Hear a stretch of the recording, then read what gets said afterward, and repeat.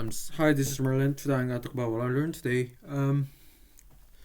So, but instead of I was not able to learn something new, so just gonna prepare my interview for the next week. So, how browsers work. So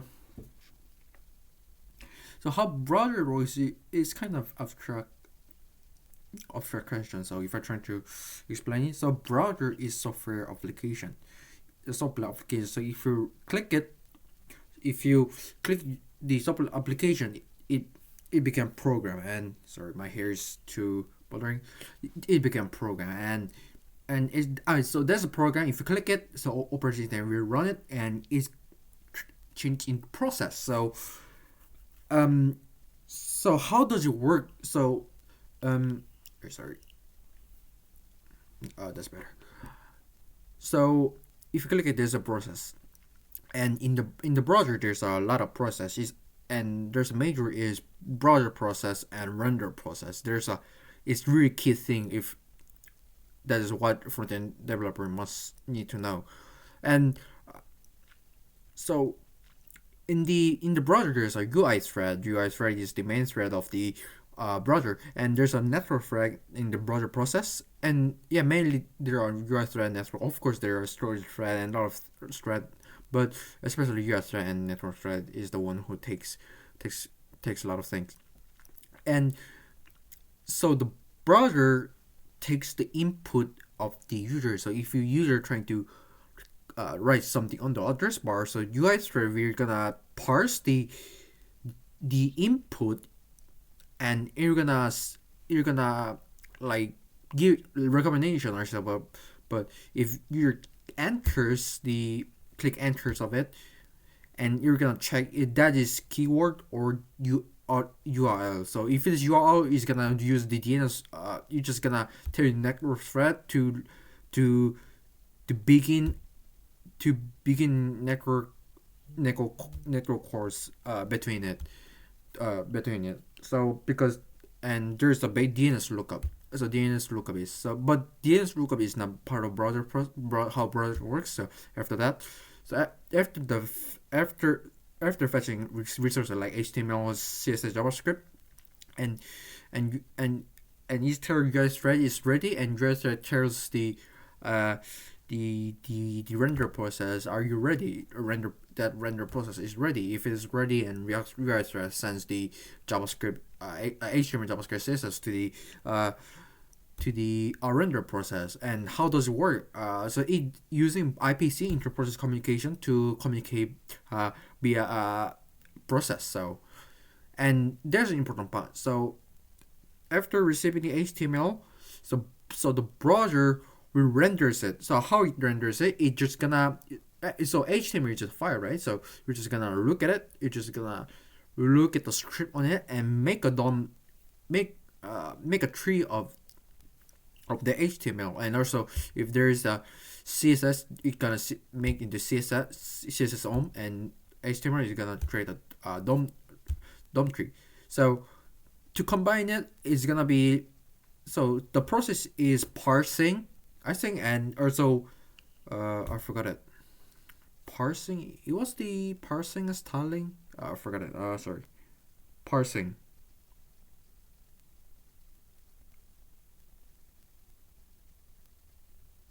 I forgot it. Shit. How how browser render rend, renders up to a page. I forgot it. So you're gonna render tree. I think it was like style of it. Yeah, I think it was a style, layout, and paint, right? I'm not sure about it. Yeah, style, layout, paint. So style is. Oh my god, I forgot it. So what I really know about style is, it is the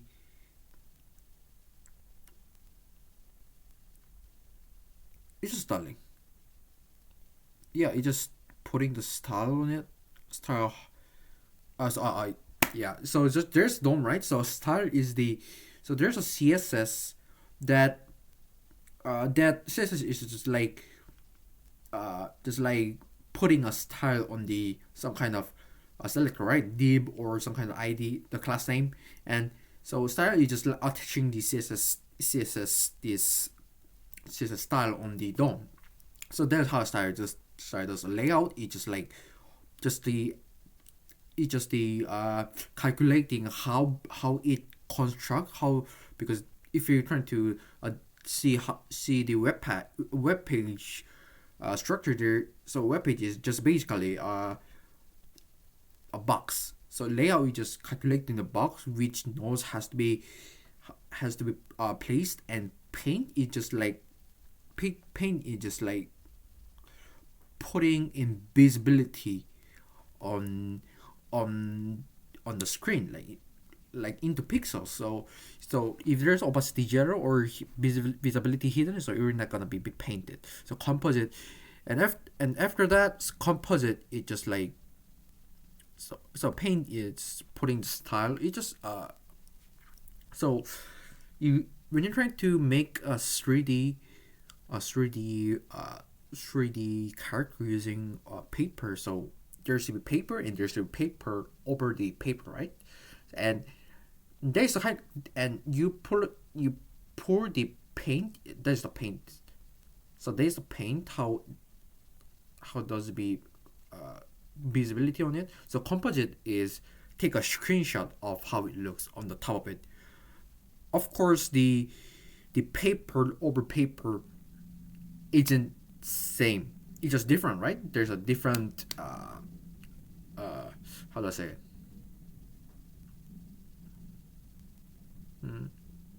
So different boundary. But if you take a screenshot on the top of it, there's you cannot see the 3D thing. You cannot see this thing is there's a boundary on it. You can just see just like it is same. So that's how composite works. So that is how browser renders a page. So that is how it is. So after, and of course the render process does doing it, and yeah, that's it. So event bubbling is just like if you click a div and put event on it, a single div, it's gonna work. But if there's div inside div, nesting div, but if you click the most inner part of div, what will gonna happen? What event will gonna happen? If you click div inside div, which div is it? So there's like even bubbling is if you click you put the event handle on the inner part of element, the event is going upward to the parent element. So that's how event bubbling works. So event capturing is the opposite of it, into down. So delegation is just like event bubbling of and capturing. So putting event on the parent or child. So that's called delegation. And next is why don't React use callback and memo? So the reason using use callback and memo is if the function is really called often, and if this function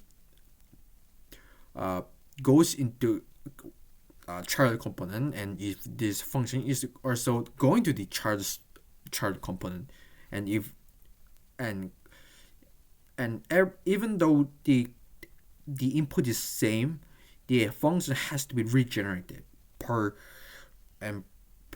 component, and that could be making unnecessary render. So putting use callback is just like React caches the input of the function and retrieves the value of it rather than making a full render. So that's how it works. So use memo is not function; it's just the value of it.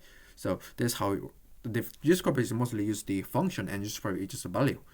And the reason why, yeah, there's it. And the reason why React memo, you don't use React memo, you don't have to use React memo. I don't know. There's no such a thing as you should not use React memo. It's just like why you. It's just like if you put too much memo on it, there's gonna be this could be kind of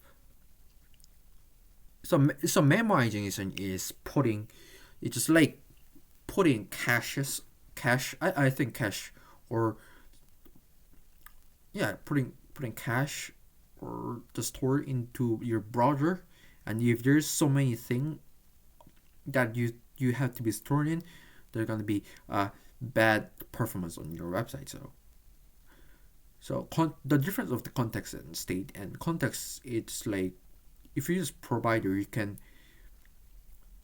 even though you have to the state is you have to pass the props of the state to the child if there's a if child needs state of the parents, but context API doesn't need props. You just need to wrap in provider and just doesn't need props on it. And JavaScript closure is and there's a difference context and state. So it's just like uh how it context is just like state, but the global state could be more good. So global state. And next is JavaScript closer. So what is JavaScript closer? JavaScript closer is just like um right in so once so inside the function there could be outer function, right? And the thing is the inner function can reference the outer function. Outer function is variable, so that's called the closer. So input so the yeah that's how it goes. So and the promise all is just like how to handle all the async promise async promise based function or some kind of logic into rather than promise wait rather than making a code of promise wait per promise or wait for the per promise, but the promise all is just handling all the promise into one single at a time. One single at a time, but it's not synchronous. It's just async, but it async, but it just the how to just handle code more uh, easily rather than putting all promise await on it. Just putting the one promise or will be more efficient rather than declaring all the promise. So how to divide the component? I usually divide component based on the role it has. Example, if chart component is a table that renders the content, and this table is responsibility fetching the content of the table because table's role is to get the table, get the data, and renders the table based on the data, right? So that is how it works. So that is how to divide the component. And next, I don't know how. Well, I don't know function program. I never use it even in my company. So yeah, this is it. Let's go more. So did I use TypeScript on any? So yes. So there was a time I had to. There's no get API to to to draw a table. So to draw a table. So what there was is post API to fetch to download the Excel. So to download Excel, I can use library to change into table, right? It just yeah, but I have to just read the Excel. But the thing is that I don't know the type of the Excel content. So that is a content, and I never know. So that is why I use the any type on the this kind of situation.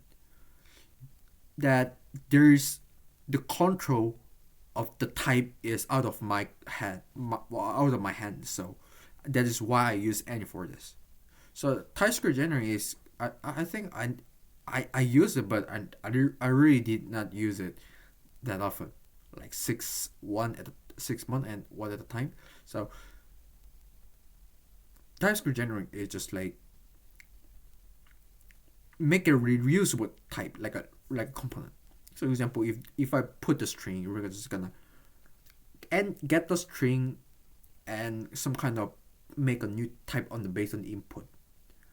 Even though I pass the number, you're gonna generate the new type based on the number. So it just the how flex it just like flexibility of it. Generate is just like, yeah. So this is it. This is just how to prepare the interview for me. Of course, the interview is I have to speak Korean language, but I'm too shy to use Korean language in this time, so I'm just gonna use English. So why not? Okay, bye bye.